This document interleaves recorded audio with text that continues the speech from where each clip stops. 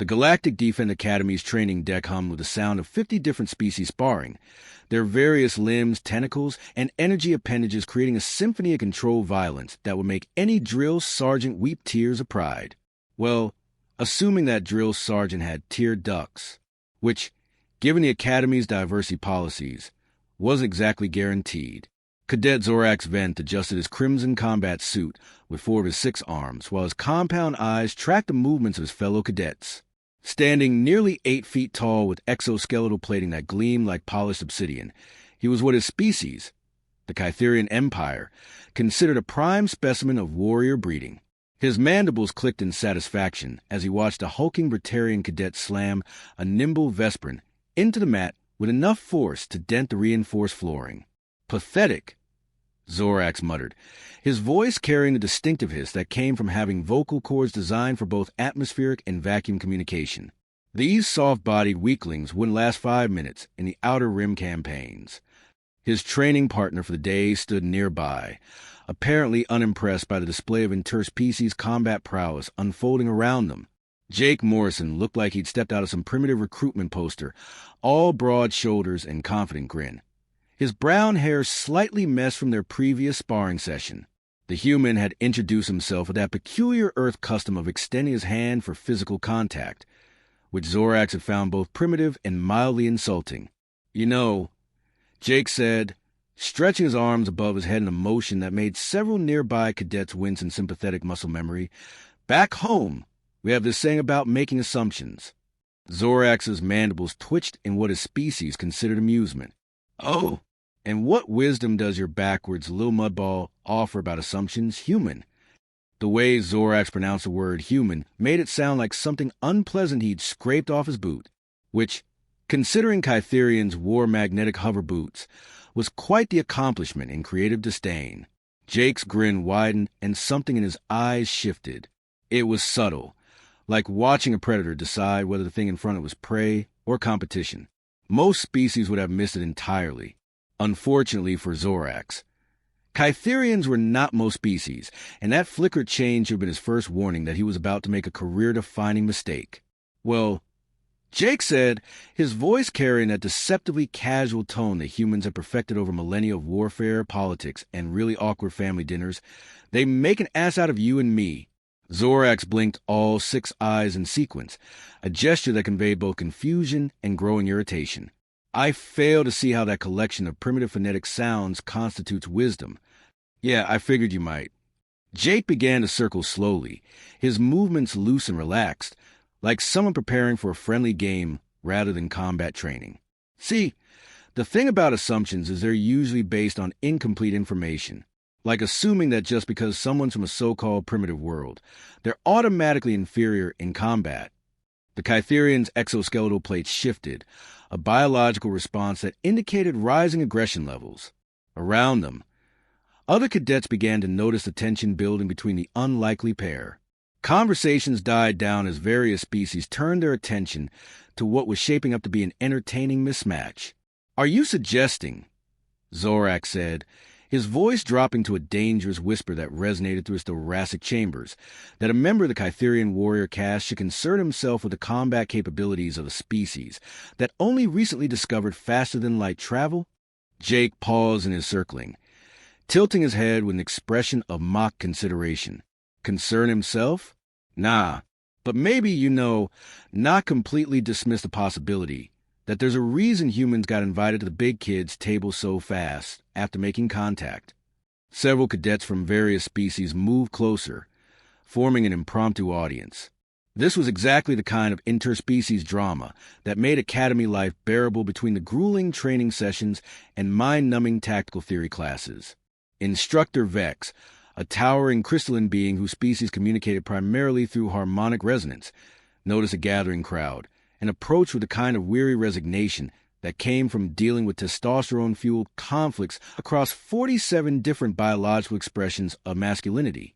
"Cadets," Vex's voice chimed like wind through crystal formations, "perhaps we should focus this competitive energy into a productive training exercise?"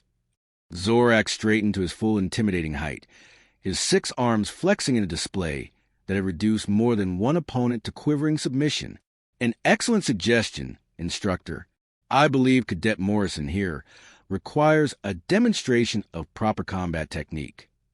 Oh, this is going to be good, whispered Cadet Riley Chun, a compact human female who'd already earned a reputation for being able to drink most species under the table and still ace her morning exams. She pulled out a small device and began recording, because if there's one universal constant across all known species, it's the desire to capture embarrassing moments on video.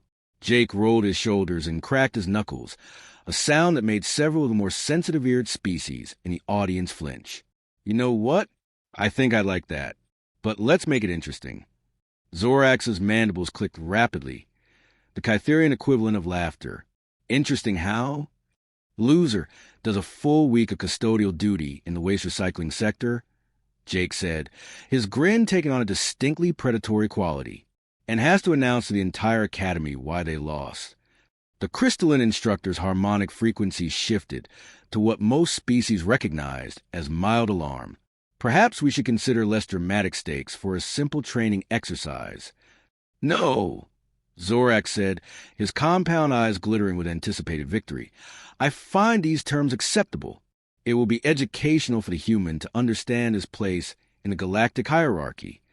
Jake nodded slowly, and that dangerous glint in his eyes grew brighter. Yeah, educational. I like that word. As the two combatants moved to the center of the sparring mat, Instructor Vex activated the combat monitoring systems. Energy shields hummed to life around the designated area, designed to contain any excessive force that might accidentally vaporize bystanders. Safety first, after all, especially when dealing with species whose idea of light sparring could inadvertently level a small building. Zorax assumed the traditional Kytherian combat stance, all 6 arms positioned at optimal striking angles, his exoskeletal plates locked into their most protected configuration. He looked like something that had crawled out of humanity's worst nightmares about what might be lurking in the dark spaces between stars. Jake, by contrast, settled into what appeared to be a casual boxer stance, hands up but loose, weight balanced on the balls of his feet. He looked completely relaxed, almost bored, like he was waiting in line at a particularly slow coffee shop rather than facing down a species specifically bred for warfare. Standard Academy combat rules. Instructor Vex announced, the harmonic frequencies of their voice carrying easily over the excited murmur of the crowd. No lethal force, no permanent maiming, combat ends at first submission or instructor intervention. Zorax's mandibles spread wide in what any human would have recognized as a predatory grin, if humans had evolved mandibles instead of that peculiar arrangement of teeth and lips. This will be brief. Yeah, Jake agreed, bouncing slightly on his toes. I think it will be. The instructor's crystalline form pulsed once with bright light. Begin. Zorax exploded into motion with the kind of speed that had made the Kytherian Empire a dominant force in 3 different galactic sectors. 6 arms moved in perfect coordination, striking patterns that had been refined through thousands of years of combat evolution. His first attack was a classic Kytherian opening maneuver, designed to overwhelm an opponent with multiple simultaneous strikes from angles that most bipedal species found geometrically impossible to defend against. Jake wasn't where the strikes were aimed. The human had moved with fluidity that seemed to bend the laws of physics, slipping between the coordinated assault like water flowing around stones. His counterstrike was almost casual, a simple jab that connected with a nerve cluster just below Zorax's primary shoulder joint. The Kytherian's entire left side went numb. What? Zorax snarled, spinning to track his opponent's movement. What did you do? Jake shrugged, already settling back into that deceptively casual stance. Pressure point. You guys have a pretty similar nervous system to Terran arthropods. Actually, learn about that in xenobiology class. For the first time since the confrontation began, doubt crept into Zorax's compound eyes. The human's movement hadn't been lucky or accidental. It had been precise, calculated, the kind of strike that came from extensive knowledge of Kytherian anatomy and combat weaknesses. Impossible, Zorax hissed, but the word lacked the conviction it had carried moments before. Humans have only been in galactic society for 5 rotations. Jake's grin widened, and several species in the audience took an instinctive step back. There was something about that expression that triggered deep-seated evolutionary warnings about apex predators. Yeah, well, Jake said, beginning to circle again, we're quick learners. Plus, there's this thing about humans you might not have read in your standard xenobiology textbooks. Zorax attempted another assault, this time compensating for his partially paralyzed left side by increasing the aggression of his remaining functional arms. It was a modification that should have overwhelmed any opponent not specifically trained in Kytherian combat techniques. Jake flowed around the attack like he'd been studying Kytherian martial arts his entire life, and his second counterstrike left Zorax's primary right arm dangling uselessly. The thing about humans, Jake continued conversationally, as that he wasn't systematically dismantling a member of one of the galaxy's most feared warrior species, is that we got this really nasty habit of studying everything that might possibly kill us.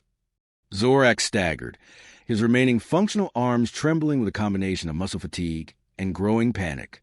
Around them, the audience had fallen silent, watching with a kind of fascinated horror normally reserved for natural disasters or particularly spectacular spacecraft explosions.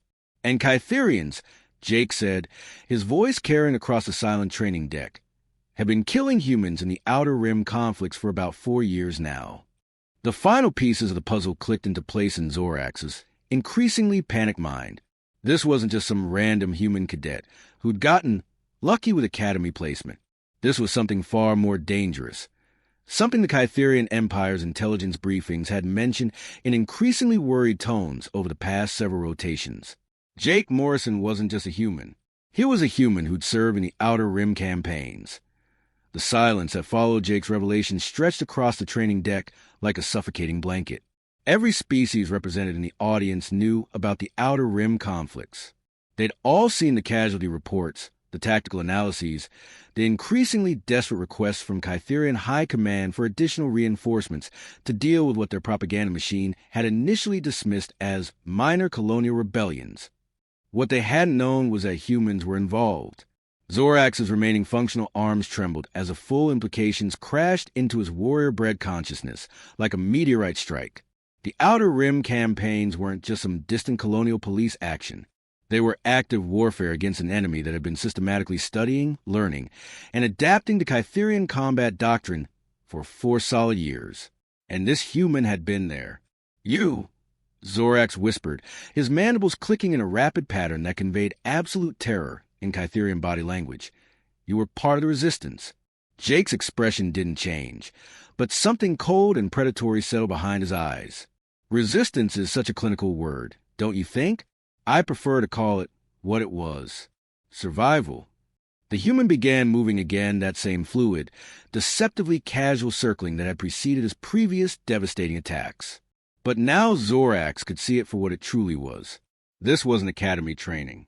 This was combat methodology refined in the crucible of actual warfare, where hesitation meant death and mercy was a luxury that got your entire unit vaporized. For years, Jake continued, his voice carrying the kind of conversational tone that made the temperature in the room seem to drop several degrees, of watching Kytherian shock troops burn human settlements. For years of pulling children out of collapsed buildings while your people's orbital bombardments turned entire cities into glass craters. Cadet Riley Chun, still recording from the sidelines, felt her hands begin to shake.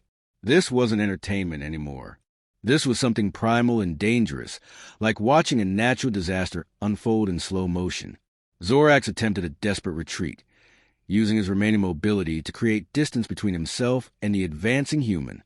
It was a sound tactical decision that demonstrated excellent survival instincts. Unfortunately for Zorax, Jake had spent 4 years learning to counter exactly this kind of Kytherian withdrawal pattern. The funny thing about being outgunned and outnumbered, Jake said, matching Zorax's retreat step for step with the patient stalking of an apex predator, is that it teaches you to be creative. You start paying attention to things that regular military training doesn't cover. Jake's next move was so fast that most of the audience didn't even see it happen. One moment he was 3 meters away from Zorax.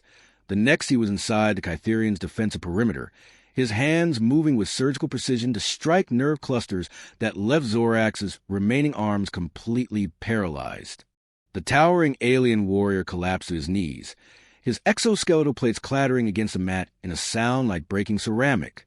Things like exactly how Kytherian nervous systems respond to specific types of pressure, Jake continued, his voice never losing that terrifying conversational quality. How your exoskeletal joints lock up when you're in pain. How your compound eyes process movement patterns. How your warrior culture makes you predictable in all the ways that matter. Instructor Vex's crystalline form pulsed with agitated harmonics, but they made no move to intervene. Academy regulations were clear about combat exercises, and technically, Jake hadn't violated any of established rules. No lethal force, no permanent maiming, just a systematic dismantling of his opponent's combat effectiveness, using techniques that were clearly the result of extensive practical experience. Zorax tried to speak, but found that the human's precise strikes had affected his vocal cords as well. All that emerged was a whispered wheeze that sounded like escaping atmosphere. "Oh, and here's my personal favorite," Jake said, crouching down so that his face was level with Zorax's compound eyes. "You know what we learned about Kytherian psychology during those 4 years? You can't handle losing to someone you consider inferior. It breaks something fundamental in your warrior culture programming." The human reached out and placed one hand on Zorax's mandibles, forcing the alien's head up so they were making direct eye contact. It was a gesture that would have been considered impossibly insulting in Kytherian culture, the kind of dominance display that would normally result in immediate lethal retaliation. Except Zorax couldn't retaliate. He could barely breathe. "So here's what's going to happen," Jake said, his voice dropping to barely above a whisper. "You're going to submit. You're going to do your week of custodial duty in the waste recycling sector. And you're going to stand up in front of this entire academy and explain to everyone exactly why you lost." Jake's grip tightened slightly on Zorax's mandibles, and his voice took on the kind of edge that suggested he was very close to transitioning from controlled demonstration to something far more unpleasant. "You're going to tell them that you lost because you assumed that being from a primitive world made me weak. You're going to tell them that you lost because you thought your superior breeding made you untouchable. And most importantly, you're going to tell them that you lost because you picked a fight with a species that learned how to kill Kytherians by watching Kytherians kill humans." The crowd around the sparring mat had grown to include most of the Academy's current cadet population. Word of the confrontation had spread through the dormitories and training facilities with the kind of speed that only really juicy gossip could achieve. What they were witnessing wasn't just a sparring match anymore. It was a fundamental shift in the Academy's social hierarchy. Zorax's compound eyes darted frantically between Jake's face and the crowd of spectators. Every species represented in that audience was watching his complete and utter defeat at the hands of someone he dismissed as inferior. His warrior culture conditioning screamed at him to fight back, to die with honor rather than submit to such humiliation. But his survival instincts were screaming louder. "Submit?" Zorax wheezed, the word barely audible through his damaged vocal cords. Jake smiled, and it was possibly the most terrifying expression any of the assembled cadets had ever seen. It was a smile of someone who'd gotten exactly what they wanted, and who'd enjoyed every moment of the process of getting it. "I'm sorry," Jake said, his voice carrying easily across the silent training deck. "I didn't quite catch that. Could you speak up for the audience?"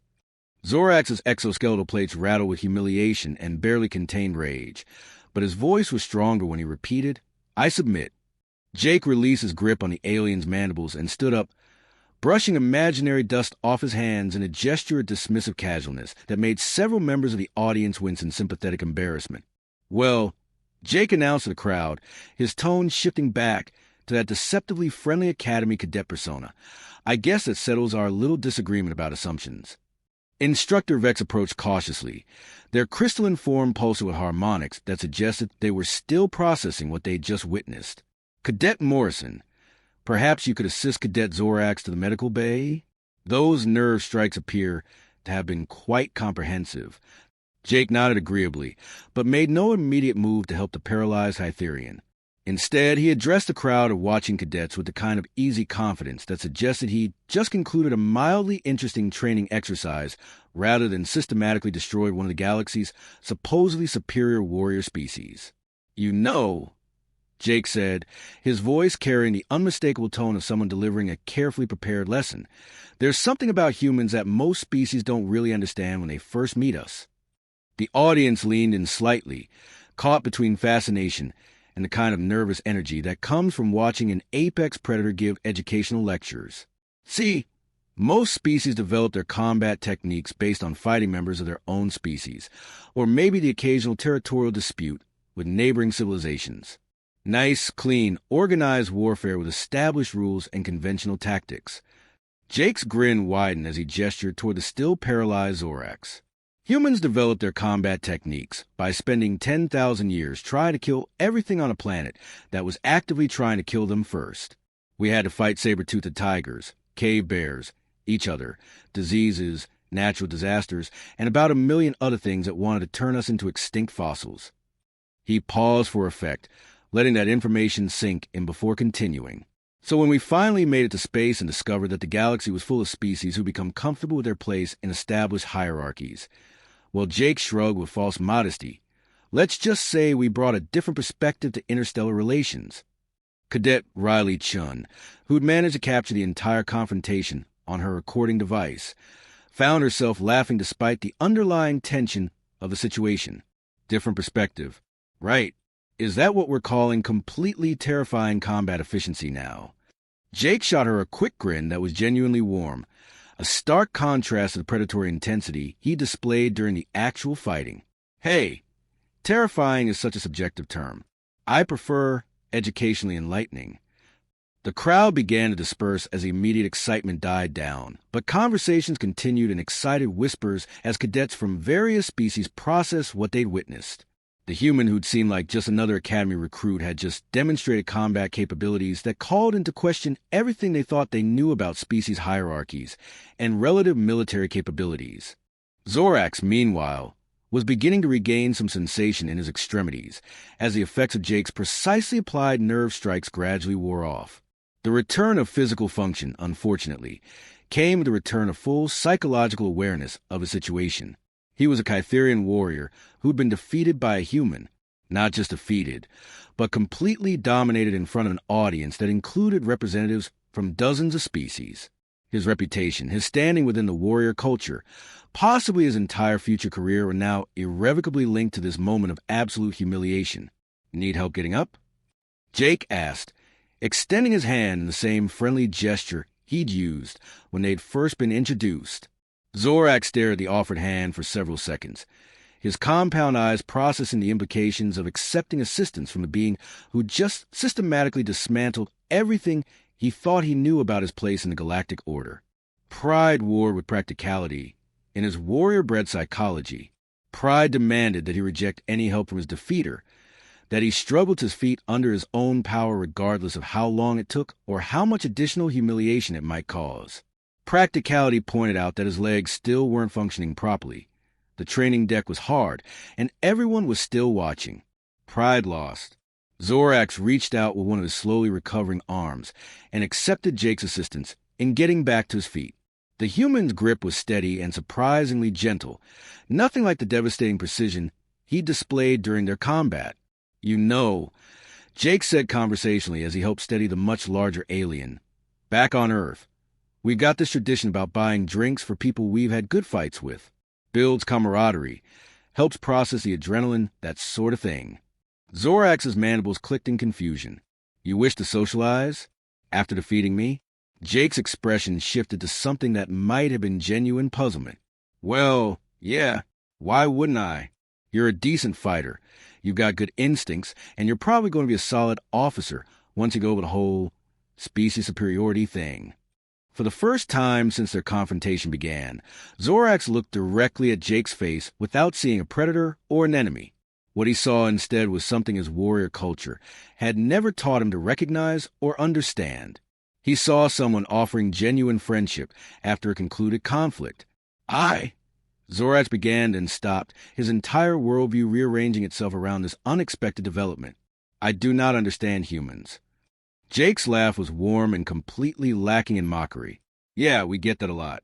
But hey, you've got 4 years to figure us out before graduation. Plus, Someone's got to explain to me how Kytherian tactical doctrine works, because I've only seen it from the wrong end of a plasma cannon.